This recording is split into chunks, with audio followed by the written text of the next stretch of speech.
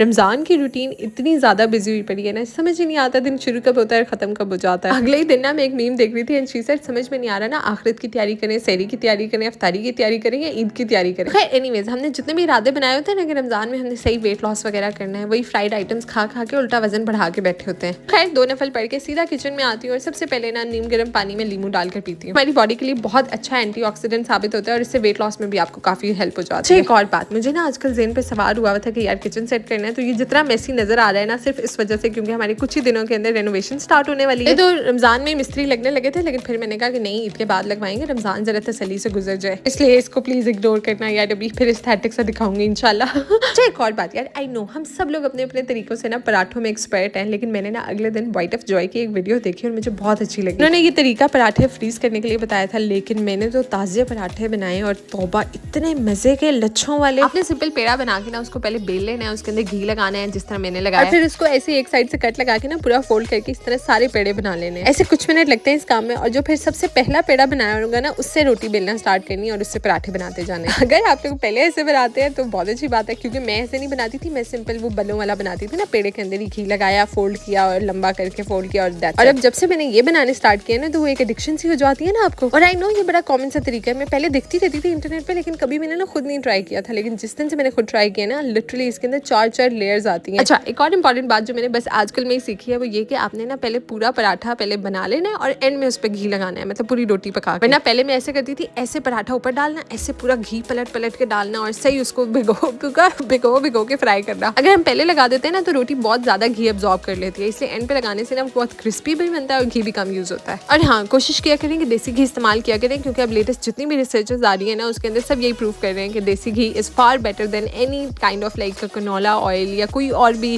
Refined जो घीज होते हैं ना उनसे ज्यादा बेटर है। अपनी चाय में पहले निकाल लेती हूँ क्योंकि मैं शुगर फ्री कैंडल डाल के पी लेती हूँ। अच्छा और पेड़े पहले बने होते हैं ना तो पराठे बहुत जल्दी बन जाते हैं सच में। और फिर सहरी में तो यार बस पूछो ही ना बंदा कैसे बैठा होता है। और ये चेक करें, मैं कह रही थी ना ऐसे पूरी 4 लेयर्स बन जाती हैं इससे ना, तो वाकई यार ये बड़ा मजे का तरीका है। बस फिर सहरी करके नमाज पढ़ो, कुरान पाक पढ़ो, उसके बाद जितनी भी स्किन केयर होती है ना वो सहरी के टाइम होते हैं, क्योंकि हम सोते ही उस टाइम, और वो भी इंस्टा पे रीलें स्क्रॉल कर करके ना 6-7 बजा देते हैं। फिर उठते ही मेरा एक प्रोजेक्ट था, मैंने वो कंप्लीट करना था, मैंने कहा चलो फटाफट वो करती हूँ। उसके लिए आउटफिट निकाला, रेडी हुई, उसको शूट किया, फिर क्लाइंट को भेजा, उनसे प्रूव करवाया एंड ऑल दैट। और मुझे लगता है यार ये सारे बच्चों की यही आदत होती है ना, जैसे ही जानमाज बिछाते हैं ना तो वो आके फौरन आगे लेट जाते हैं, उनको बड़ा मजा आता है, उनको लगता है पता नहीं ये क्या खेल रहे हैं। और जस्ट अ रिमाइंडर, वैसे तो सारी माएँ करती होंगी, लेकिन मेरी कोशिश ये होती है कि मैं मुस्तफ़ा पे ना दिन में आयतल कुर्सी और चारों कुल वगैरह पढ़ के फूंक दूं लाजमन, और नजरे बद की दुआ भी। और बस फिर अब्बा मेरी कुर्सी पे बैठे कैसे ऐसी की तैसी, इनकी गिर जाऊंगा लेकिन इनको उठाऊंगा। और बस फिर यार आजकल ऐसे लगता है सहरी से फारिग होते हैं तो अफ्तारी की तैयारी स्टार्ट हो जाती है। मामा आज जर्दा बना रही थी और मैंने बताया ना शी मेक्स द बेस्ट जर्दा इन द वर्ल्ड। कसम मैंने इतने लोगों के हाथ के खाए, बल्कि एक दिन मैं अम्मी को भी कह रही थी, मैंने कहा अम्मी मेरी सास से अच्छा जर्दा नहीं बना सकती आप। मेरी सिस्टर इन लॉ की स्पेशल फरमाइश पे उन्होंने जर्दा बनाया था और बस फिर मुझे इतना पसंद है ना, मैंने कहा लो जी कर लो डाइटिंग, कर लो शुगर कट। बस फिर उनका काम खत्म हो गया तो मैंने कहा चले मैं अफ्तारी की तैयारी कर लूँ फटाफट। पकौड़ों का मिक्सचर वगैरह रेडी किया, और एक ज़माना ऐसा था कि लिटरली मैं ना सब कुछ बना लेती थी और मुझसे पकौड़े नहीं बनते थे ना, और अब मैं कहती हूँ बंदा वक्त के साथ ना सारा कुछ ही सीख जाता है खुद से। जो मैं मेड से कटवाए थे आलू वगैरह वो ऐसे छोटे छोटे काट गई ना, कल से मैं उसको कहूँगी जरा लंबे लंबे काट। अगर आपको क्रिस्पी क्रिस्पी पकौड़े पसंद है ना तो पालक से बहुत अच्छे बनते हैं, और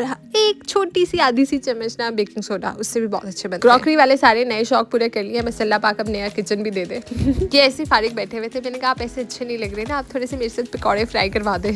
जस्ट अ टिप गाइस, ये मर्दों का इंतजार नहीं करते, ये खुद एहसास करेंगे, इनको जबरदस्ती उठा लिया करो। अच्छा जी, तो आजकल जो मैं अपने लिए फ्रूट चाट बनाती हूँ ना उसमें मैं शहद डालती हूँ, बहुत मजे का लगता है, मुझे बहुत अच्छा लगता है। यू कैन ट्राई अगर आपको अच्छा लगे। बाकी घर वालों को सिर्फ सेब और केले चाहिए होते हैं फ्रूट चाट में, मुझे फिर अमरूद वगैरह भी चाहिए होता है, फिर मैं शहद डालती हूँ तो वो बड़ा सही जूसी सा बन जाता है। और फिर साथ साथ ये शान रमजान भी चल रहा था। अब हमारा जो डाइनिंग टेबल है ना वो मेन हॉल में पड़ा हुआ है, और मैं कहती हूँ यार जहान दुनिया की जो एक्स्ट्रा चीज होती है वो डाइनिंग टेबल पे पड़ी होती है, तो वो एंड में जब डिनर सेट करना होता है ना, टेबल सेट करना होता है, तो मैं कहती हूँ पहले तो वो पूरा क्लियर करना पड़ता है। और अल्हम्दुलिल्लाह टेबल सारा कुछ सेट हो चुका था माशाल्लाह, इतनी बरकतें पड़ जाती है ना, बंदा सोचता है कि आज हम कुछ नहीं बनाएंगे और फिर भी एट द एंड टेबल के ऊपर माशाल्लाह इतना सब कुछ पड़ा होता है। इनसे पकौड़े थोड़े से जल गए थे, मैंने कहा कोई बात नहीं सह लेंगे थोड़ा। बस फिर अफ्तार के बाद के फटाफट से काम, और स्टूडियो इतना मेसी हुआ पड़ा था, मैंने कहा यार इसको भी सेट वेट करूँ। मेरी अम्मा नाराज हुई नहीं थी कि हमारा आती नहीं है। मैंने कहा चलो फिर हुरैन का ये भी देना है, लेट्स गो होम। 9 बजे उठे, मैंने कहा आओ मुस्तफा नानू को राजी करके आए।